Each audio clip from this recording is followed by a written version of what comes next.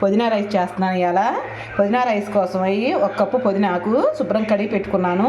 ఇదిగోండి, 1 టమాటా, 1 ఉల్లిపాయ, 1 చిన్న ముక్క అల్లం ముక్క, 1 చిన్న గడ్డ ఎల్లుల్లి పెట్టుకున్నాను. అది నెక్స్ట్ మనం పచ్చిమిరపకాయలు కూడా ఎదుగండి 15 కాయలు దాకా ఉన్నాయి. అంటే నేను వండేది 1/2 కేజీ బియ్యంలోకి చేస్తున్నాను. పుదీనా రైసు సూపర్గా ఉంటుంది. ఇవన్నీ కలిసి మనం మిక్సీలో వేసుకొని శుభ్రంగా మెత్తగా పేస్ట్ చేసుకుందాము. పేస్ట్ చేసుకొని తర్వాత చూపిస్తాను. ఆల్రెడీ రైస్ వండుకున్నాను నేను. అదిగోండి రైసు. నెక్స్ట్ మనం గిన్నె పెట్టుకున్నాం పుదీనా రైస్ కోసం. ఆ గిన్నెలో 3 స్పూన్లు ఆయిల్ వేసుకుందాం. అదిగోండి ఆయిల్ వేసుకున్నాను.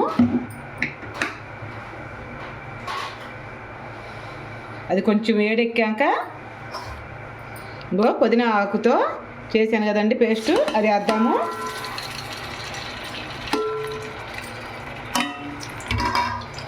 అది బాగా వేగాలి.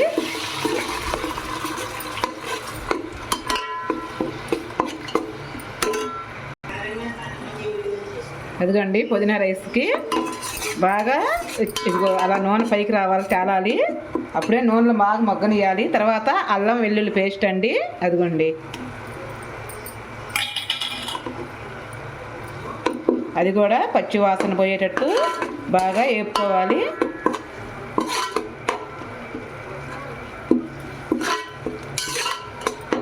పచ్చివాసన పోవాలండి. అంటే మరి హైలో పెట్టుకోవద్దు, మరి సిమ్లో పెట్టుకోవద్దు, మీడియంగా పెట్టుకొని వేపుకోవాలి. లేకపోతే అసలు తినలేరు, పచ్చివాసనగా ఉంటుంది.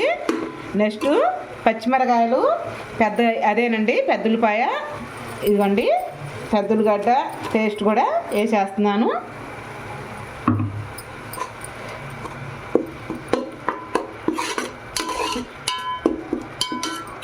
బాగా తిప్పుకుంటూ బాగా నూనె పై తేలి రావాలి. అదిగోండి నూనె బాగా తేలుతుంది చూడండి పక్కకి పైకి.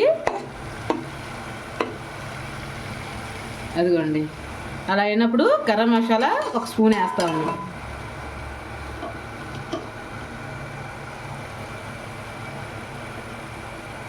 అదిగోండి 1 స్పూన్ వేసాను గరం మసాలా.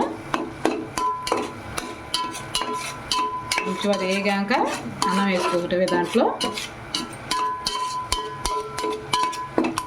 వేసుకుందాం.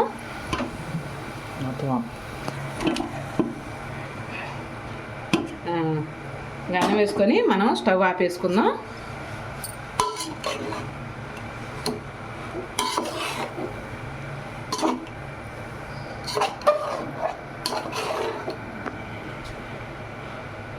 బాగా కలదిప్పుకోవాలి. దాన్ని మిక్స్ చేసుకోవాలి తగినంత.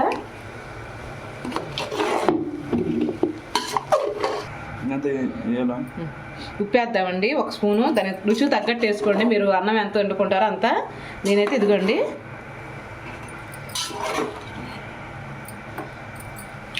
2 స్పూన్లు పట్టింది నాకు అన్నంలోకి. బాగా కలుపుకోవాలి. కింద నుంచి బాగా కలవాలి ముందర. ముఖ్యంగా ఇది పిల్లలకి క్యారేజీలో బాగా ఉపయోగపడుతుంది. దీంట్లో మనకు కావాలంటే అసలు అచ్చం పలావ్ లాగే ఉంటుంది, బాగుంటుందండి. పిల్లలకి ఆరోగ్యం కూడా ఉంటుంది. ఎందుకంటే పుదీనా ఇడిగా తింటారు కదా, ఇలా రైస్ కలిపి పెడితే పిల్లలు బాగా తింటారు. ఒకసారి ట్రై చేసి చూడండి. ఇదిగోండి వీడియో కనుక మీకు నచ్చుంటే ఒక కామెంట్ చేయరా.